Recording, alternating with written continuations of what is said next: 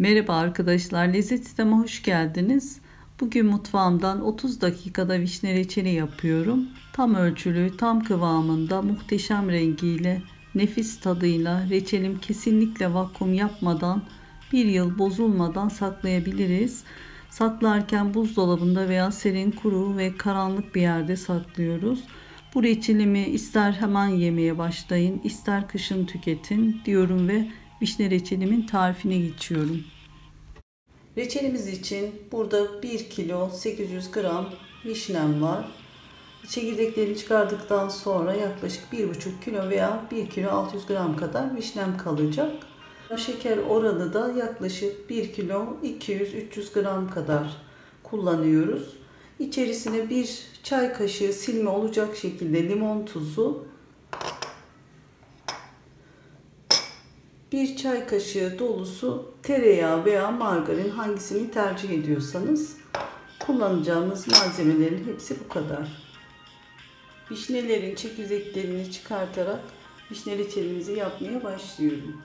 Şimdi vişnelerin çekirdeklerini çıkarıyorum. Bir pipet yardımıyla. Şöyle pipeti vişnelerin sap kısmına yerleştiriyorum. Şöyle iterek alt kısmından çekirdeği çıkarıyorum. Şöyle sap kısmına yerleştiriyorum. Sağa sola hareket ettirerek çekirdek kısmına denk getirip ittiriyoruz. Bu şekilde yapıyorum. Görmüş olduğunuz gibi bütün vişnelerimin saplarını ve çekirdeklerini çıkardım.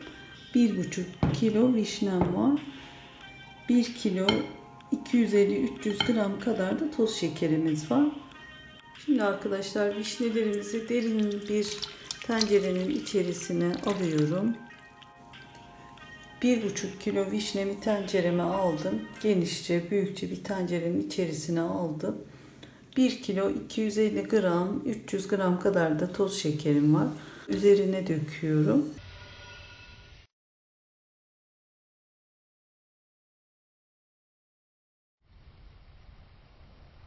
Vişnelerimiz gördüğünüz gibi hemen şekerlerimiz ıslandı.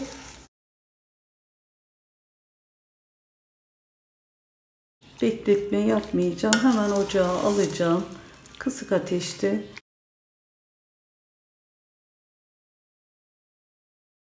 Yavaş yavaş şekerler eriyene kadar en kısık ateşte reçelimizi kaynatmaya bırakacağız. Vişne reçelimizi çekirdeksiz olarak yapıyoruz. Görmüş olduğunuz gibi. Çekirdeklerini çıkardıktan sonra şekerini ekledim. Bekletmeden, vişnemiz sulu bir vişne olduğu için hemen sulandı. Bekletmeden direkt ocağıma aldım. Şimdi kaynamaya bırakıyorum. Ara ara da karıştıracağım. Şekerler tavanına tutmasın diye.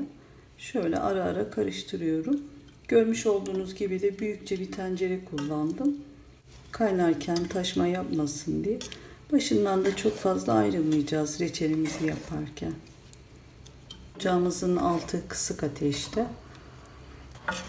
Şekerler de görmüş olduğunuz gibi eridi. Eridikten sonra ocağımın altını orta ateşe getiriyorum. Bu şekilde kaynamaya bırakıyorum. Vişnelerimiz kaynıyor gördüğünüz gibi. Köpük köpük oldu. Şimdi bu aşamada reçelimizin parlak olması için 1 çay kaşığı dolusu tereyağı,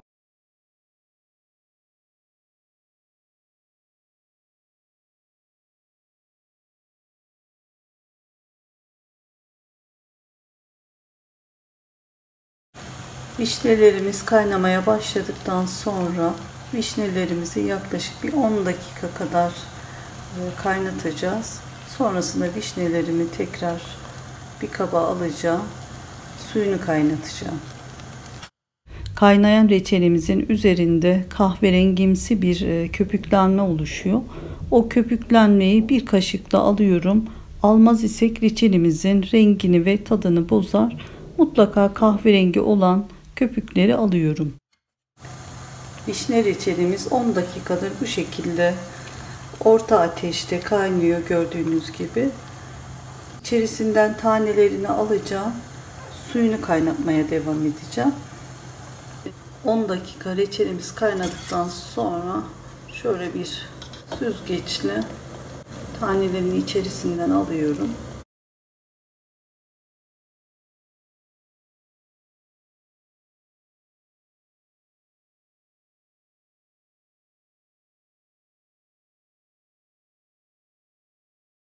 Reçelimizin tanelerini aldım. Reçelimizin tanesini aldıktan sonra kıvam alana kadar kaynatmaya devam ediyoruz. Gördüğünüz gibi rengi muhteşem. Reçel şurubunun hızlı kıvam alması için zaman zaman yüksek ateşe getiriyorum. Başından da ayrılmıyoruz. Ara ara karıştırıyoruz taşmaması için. 10 dakikadır suyu kaynıyor.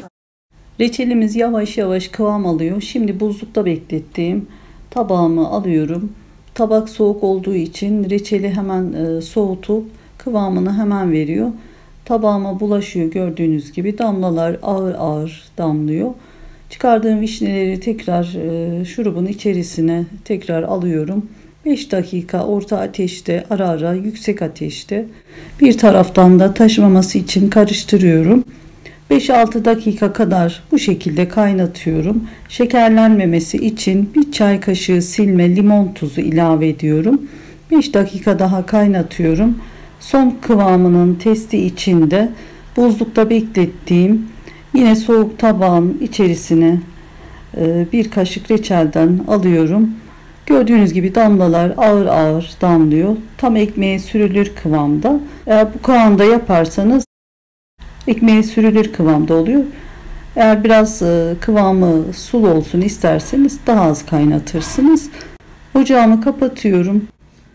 Vişne reçelimiz olduktan sonra bir gün bekletiyorum. Bu şekilde gördüğünüz gibi kıvamı gayet güzel oldu. Soğudu. Kesinlikle vakumlamaya gerek kalmadı.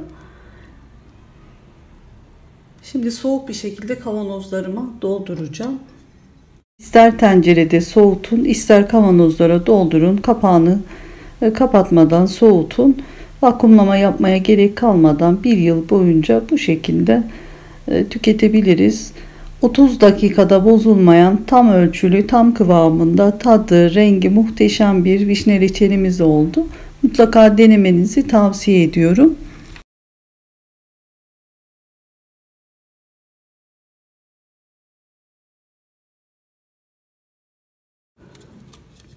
Bu şekilde toplamda 2 kavanoz gibi vişne reçelim çıkmış oldu.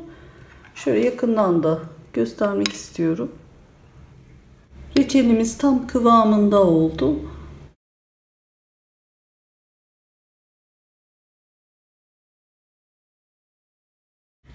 Kesinlikle bu tarifi denemenizi tavsiye ediyorum.